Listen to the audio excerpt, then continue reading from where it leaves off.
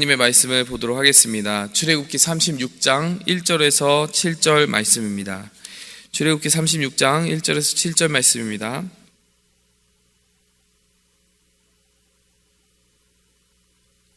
브살렐과 오홀리압과 및 마음이 지혜로운 사람 곧 여호와께서 지혜와 총명을 부으사 성소에 쓸 모든 일을 할 줄 알게 하신 자들은 모두 여호와께서 명령하신 대로 할 것이니라.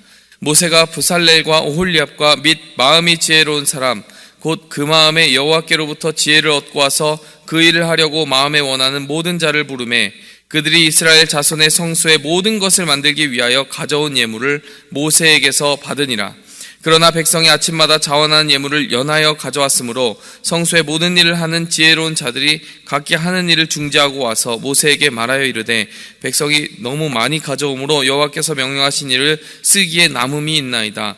모세가 명령을 내리매 그들이 진중에 공포하여 이르되 남녀를 막론하고 성소에 드릴 예물을 다시 만들지 말라 하매 백성이 가져오기를 그치니 있는 재료가 모든 일을 하기에 넉넉하여 남음이 있었더라. 아멘.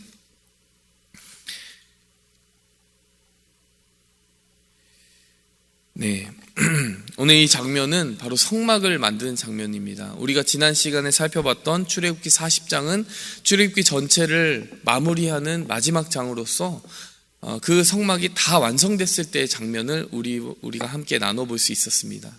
그때 다 만들어진 성막이었음에도 불구하고 모세가 그 모든 과정을 하나님의 말씀을 받아서 이루었음에도 불구하고 모세가 들어가지 못했습니다. 기억하십니까? 왜냐하면 하나님의 영광이 가득했기 때문입니다. 그 장면이 우리에게 강렬하게 심어주는 것은 그 성막의 제도와 모든 것을 우리에게 주시고 성막을 만들어주신 것은 겉으로 볼 때는 사람의 손이 그것을 이루어가는 것처럼 보이지만 실제로 그것은 하나님이 이루신 일이고 그 성막의 주인은 하나님이셨다는 것을 확실하게 우리에게 각인시켜 주셨던 것이라는 것을 우리가 40장을 통해 살펴보았습니다. 집을 하나 클로징해도 주인이 먼저 들어가듯이 하나님이 성막을 다 지었을 때 모세야 먼저 들어가라 이렇게 말씀하신 게 아니라는 거예요. 심지어 모세도 들어가지 못했습니다. 하나님의 영광이 그곳에 가득했고 하나님이 먼저 들어가셔야 되는 곳이 바로 그 성막이었다는 것이죠. 여러분, 교회도 마찬가지입니다. 하나님의 영광이 머무는 곳, 하나님이 항상 먼저 가셔야 되는 곳, 먼저 들어가시고 먼저 앞서 행하시는 그 하나님을 겸손히 따르는 자들의 무리가 바로 교회라는 것을 우리가 꼭 기억해야 됩니다. 다시 시계를 돌려서요, 성막이 그러면 어떻게 만들어졌느냐, 성막을 세웠던 그 사람들은 누구이고 성막을 만들려고 지시를 받은 사람은 누구냐라고 할 때 오늘 우리가 출애굽기 36장을 통해 두 이름을 보게 됩니다. 바로 브살렐과 오홀리압이라고 하는 이름이에요. 우리가 이 이름들과 관련된 여러 가지 이야기를 살펴봄으로써 하나님이 과연 어떤 사람을 사용하여 하나님의 교회, 몸된 교회를 이루어 가시고 또 세워 가시는지 우리가 그것을 살펴보도록 하겠습니다. 첫 번째로요, 우리가 살펴볼 것은 하나님은 자기의 교회를 세워갈 사람들을 이름으로도 알고 계시다라고 하는 점을 우리가 기억해 볼 필요가 있습니다. 오늘 36장에 보면 브살렐과 오홀리압이 바로 그 사람으로 부름받은 것이죠. 이름으로 하나님은 부르셨습니다. 그런데 브살렐과 오홀리압이요, 바로 이 장면에서 처음 등장한 것이 아닙니다. 여러분, 그 이름이 언제 먼저 등장했냐면요, 바로 출애굽기 31장에 등장했습니다. 31장 1절에 보면요, 여호와께서 모세에게 말씀하여 이르시되 내가 유다 지파 훌의 손자요 우리의 아들인 브살렐을 지명하여 부르고 하나님의 영을 그에게 충만하게 하여 지혜와 총명과 지식과 여러 가지 재주로 정교한 일을 연구하여 금과 은과 노수로 만들게 하며 보석을 깎아 물리며 여러 가지 기술로 나무를 새겨 만들게 하리라.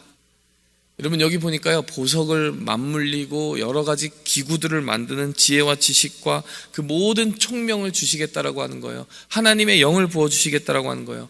그런데 우리가 주목해 봐야 되는 것은 그 31장의 내용이 어디서 어떤 환경과 배경에서 기록이 되었느냐라고 하는 것입니다. 여러분, 31장 다시 넘어가 보셔서 읽으시면요, 그 앞부분 30장 쭉 나오는 내용이 성막의 제도에 대한 이야기입니다. 이 향단을 이렇게 만들고 진설병은 이렇게 진설병을 이렇게 두는 그 상은 이렇게 만들고 모든 제도를 말씀하십니다. 그러다가 갑자기 31장에 툭 튀어나오는 것이 사람의 이름인 거예요. 브살렐을 이렇게 그 일들에 합당하게 세우리라. 그런가 하면 단지파에 있는 아히시막의 아들 오홀리압을 그렇게 세워주리라. 회막과 증거기와 속죄제와 모든 회막의 모든 기구를 만드는 지혜를 주리라. 이렇게 나오는 것이죠. 하나님은 어떤 일을 맡기시고 동시에 그 일을 감당할 만한 사람도 눈에 딱 두고 계신 것이죠. 배경을 좀 더 자세히 살펴보면요, 그 말씀을 주신 장면은 바로 십계명을 받는 그곳이었습니다. 시내산 한복판에서 그 하나님의 살아계신 계명이 주어지는 그곳에서 하나님은 사람의 이름을 언급하신 거예요. 하나님은 하나님의 자신의 거룩한 뜻을 이루시는데 우리의 이름을 지명하여 부르실 것을 준비하고 계신 하나님이십니다. 십계명이 주어지는 그때, 성막의 제도가 주어지는 그때 하나님의 마음속에는 우리 한 사람 한 사람이 어떻게 교회를 세워갈지에 대한 그 모든 계획들이 다 들어가 있다는 것입니다. 부살렐과 오홀리압이라고 하는 그 이름의 뜻을 우리가 살펴보아도요, 그 하나님의 예비하심이 얼마나 은혜로운가를 알 수 있습니다. 부살렐을 그 이름의 뜻으로 찾아보면요, 전능자의 그늘 아래서라고 하는 뜻입니다. 부살렐, 렐이라고 우리는 읽지만요, 부살엘입니다. 엘, 하나님이 들어가 있는 그 이름이에요. 전능자의 그늘. 여러분, 장막과 굉장히 의미가 통하지 않습니까?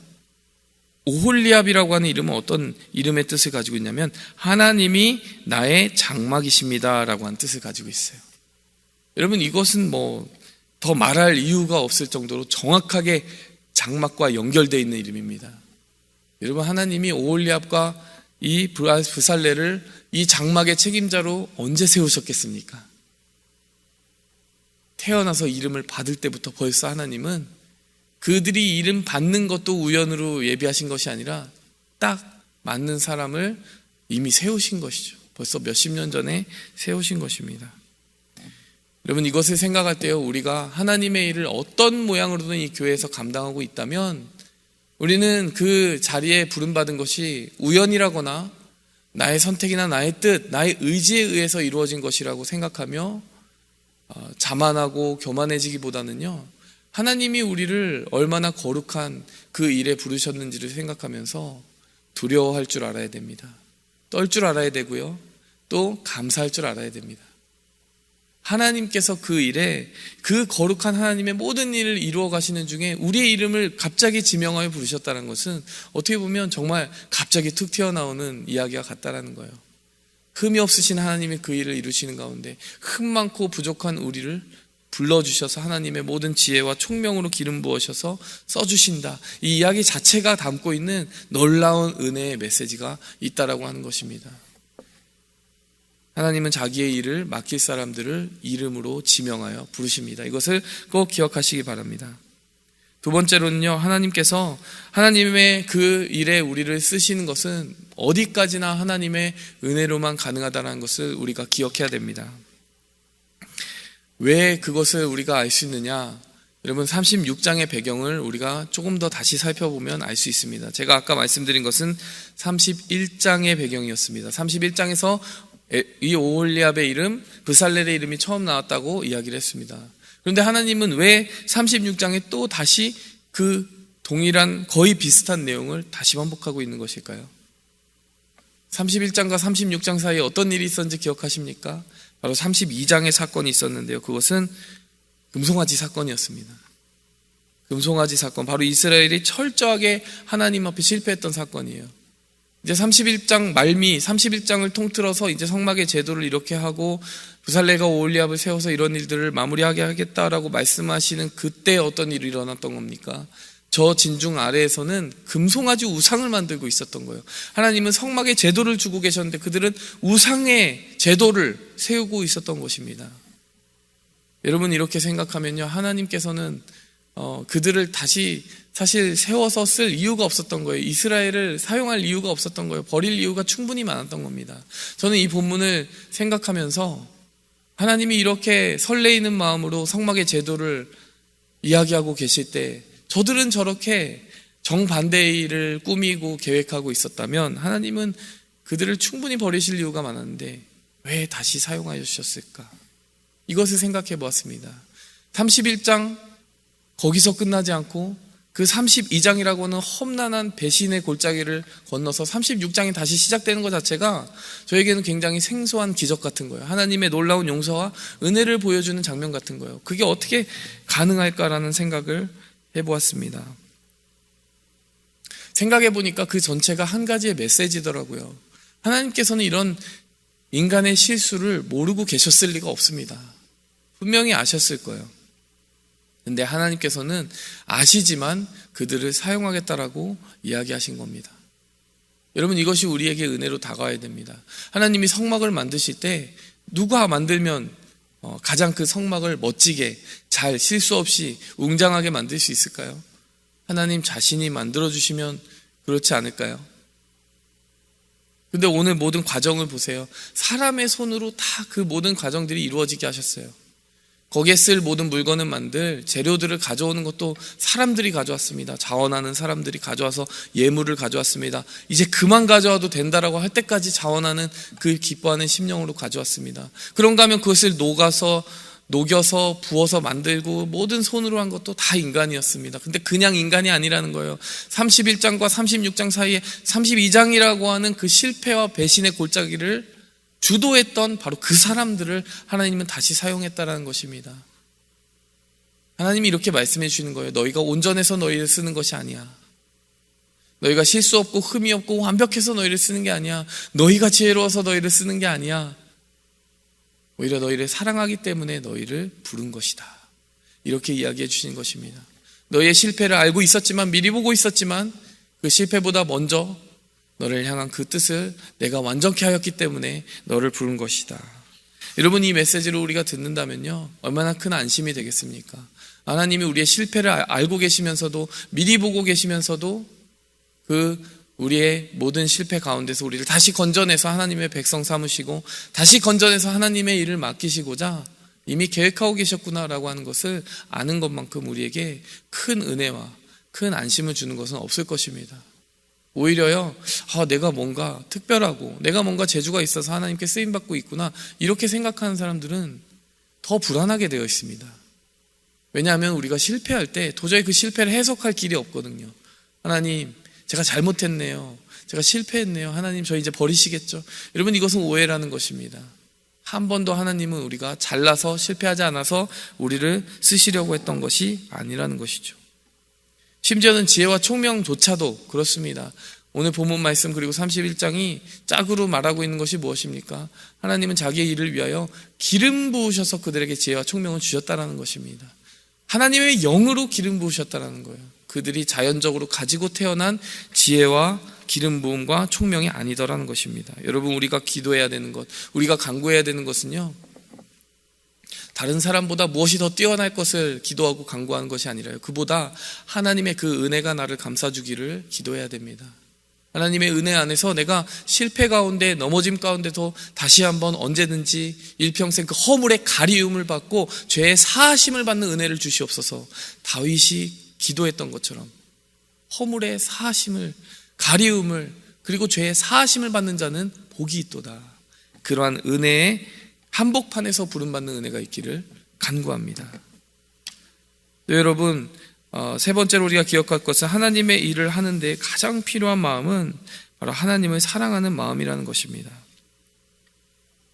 오늘 감사한 것은요, 이 부살렐과 오홀리압이 부름받는 모든 과정이 정말 하나님의 면밀한 계획 가운데 있었다는 것을 우리가 살펴보게 되었는데요, 우리가 짐작할 수 있는 것이 있습니다. 무엇이냐면요, 아론이 금송아지를 만드는데 주도했습니다.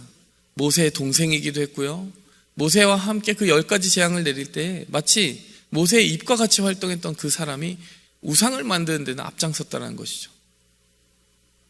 하나님의 그 관점에서 볼 때는요, 아론이 이 일을 하기에 적합한 인물일 수가 없었습니다. 분명히 우리가 생각할 땐 모세의 동생이자 그 모든 과업을 같이 이루었던 아론이 이제 앞으로 제사장으로도 세워질 것이기 때문에 성막의 모든 제도를 받고 그것을 이행하는 데 아론 같은 인물이 어디 있겠습니까? 아론이 그 일을 행하면 제사장으로서도 권위가 서겠죠. 근데 여러분, 아론이 사실은 적합한 인물이 아니었다는 것이에요. 31장과 36장 사이에 그 일이 일어날 것은 하나님은 분명히 알고 계셨습니다. 그래서 하나님은 이스라엘을 버리신 것은 아니지만 분명히 자기가 행할 일을 위해서 자기의 그 말씀을 끝까지 붙들고 거룩하게 그 일을 위하여 자기를 구별되이 지킬 수 있는 사람이 누군지를 보고 계셨던 것입니다. 31장에 뜬금없이 오홀리압과 엘리압이라고 하는 생소한 이름이 등장하게 된 것은 어떻게 보면 아론의 실패를 이미 바라보고 계셨던 하나님의 예견이, 하나님의 바라보심이 있었던 것이 아닐까, 이런 생각을 해보게 됩니다. 그런가 하면 부살렐과 오홀리압을 바라보면서 저는 이런 생각을 했어요. 부살렐과 오홀리압은 분명히 벌써 31장에서 하나님의 영으로 지혜와 총명을 받았고 금과 모든 보석을 맞물리는 지혜와 총명을 받았다고 했는데, 그 다음에 바로 이어지는 32장에서 있었던 우상숭배, 금송아지를 손으로 만드는 그 과정에는 관여하지 않았겠구나, 이런 생각이 드는 거예요. 그 모든 지혜와 총명이 있었으면서도, 그것을 어떻게 만드는지 하나님께 이미 받은 게 있었으면서도 그 재주와 그 총명을 타락한 일에 쓰지 않았다는 것입니다. 그들의 마음의 중심을 지켰다는 것입니다. 그래서 그들은 31장을 건너서 36장에 다시 한번 쓰임받는 자리에 부름받게 됩니다. 그리고 32장에 그 아론의 이름은 이 성막을 만드는데 아무런 관계가 없게 되는 것이죠. 여러분, 하나님이 우리를 버리시지 않습니다. 하나님이 우리를 자녀로 품고 가십니다. 아론도 버리지 않으셨습니다. 그런데요, 하나님이 맡기실 어떤 특정한 일에 대해서는 정말 수준 높은 헌신과 거룩함을 요구하시는 경우가 있습니다. 심지어 다윗 같은 경우도요, 성전을 만들고자 하는 소원은 강렬했지만 너의 손에 많은 피를 묻혔기 때문에 그 하나님의 이름을 대변하는, 하나님의 이름을 걸어도 그 성전을 건축하기에는 너의 아들 솔로몬이 더 적합하다라고 하는 그러한 이야기를 들었습니다. 여러분, 이 본문 말씀을 통해서 우리는 이것을 기억해야 됩니다. 하나님의 일을 하기 위해서 우리는 준비해야 된다. 하나님을 사랑하는 마음, 그 우상숭배 골짜기를 지나는 동안 하나님을 사랑했기 때문에 이 오홀리압과 이 부살렐은 타락하지 않았습니다. 그 마음을 지키는 중심, 그리고 그 지혜와 총명을 하나님을 위해 쓰겠다라고 하는 열심, 그 자원하는 마음을 분명히 하나님 앞에 지키는 사람이야말로 하나님이 쓰시는 사람이 된다는 것입니다. 우리는 그것을 준비해야 됩니다. 그러고서 36장 1절 2절을 보면 분명히 그렇게 나오는 거예요. 마음이 지혜로운 사람, 곧 그 마음에 여호와께로부터 지혜를 얻고 와서 그 일을 하려고 마음에 원하는 모든 자. 지혜의 출처는 여호와입니다. 하나님의 관점으로 보면 하나님이 지혜를 주신 거예요. 근데 우리의 관점에서 보면 그 일을 하려고 마음에 원하는 자, 하나님을 사랑하는 자. 여러분, 이 말씀 보는데 로마서 말씀이 생각나더라고요. 하나님을 사랑하는 자고 그 뜻대로 부르심을 입은 자들에게는, 그러면 하나님은 위에서 부르십니다. 그리고 그 부르심을 우리는 어떻게 경험합니까? 우리의 마음 가운데 불릴 때 일어나는 하나님의 사랑, 소원하는 마음, 자원하는 마음을 통해 하나님의 부르심을 확인하게 됩니다. 여러분, 이 자리 가운데 이 새벽에 하나님의 사랑, 그리고 하나님의 그 열망을 가슴속에 품었기 때문에 이 자리에 나와 기도한다고 저는 믿습니다. 여러분, 그 하나님이 주신 부르심, 하나님이 주신 그 하트야말로 하나님이 주신 큰 선물이고요, 우리가 준비하고 지켜야 될 가장 큰 은사인 줄 믿습니다. 그것을 기억함으로써 우리 모두가 부살렐과 오홀리압처럼 쓰임받게 되기를 기도합니다. 함께 기도하겠습니다. 하나님 아버지, 감사합니다. 하나님이 그 불러서 쓰실 자들의 이름으로도 알고 계심을 오늘 본문을 통해 들었습니다. 하나님, 이스라엘 백성이 실패할 것을 아시면서도 그들에게 성막의 제도를 이미 거듭하여 주실 것을 계획하신 주님의 은혜를, 용서를 우리가 생각합니다. 하나님, 그러나 주님의 거룩한 일을 맡기기 위해서 준비된 자를 부르시는, 그리고 마음에 자원하는 자를 부르시는 하나님의 그 부르심을 또한 기억합니다. 하나님 아버지, 우리가 그 하나님의 은혜를 의지하되 하나님 거룩함 가운데서 우리 자신을 준비하여서 하나님이 쓰시는 일에 준비될 수 있는, 조용히 준비될 수 있는 우리 모두가 되게 하여 주옵소서. 모든 말씀 예수님의 이름으로 감사하며 기도하였습니다. 예. 하늘에 계신 우리 아버지여, 이름이 거룩히 여김을 받으시오며 나라의 마옵시며 뜻이 하늘에서 이룬 것 같이 땅에서도 이루어지이다. 오늘날 우리에게 일용할 양식을 주옵시고 우리가 우리에게 죄 지은 자를 사하여 준 것 같이 우리 죄를 사하여 주옵시고 우리를 시험에 들게 하지 마옵시고 다만 악에서 구하옵소서. 대개 나라와 권세와 영광이 아버지께 영원히 쌓옵나이다. 아멘. 시간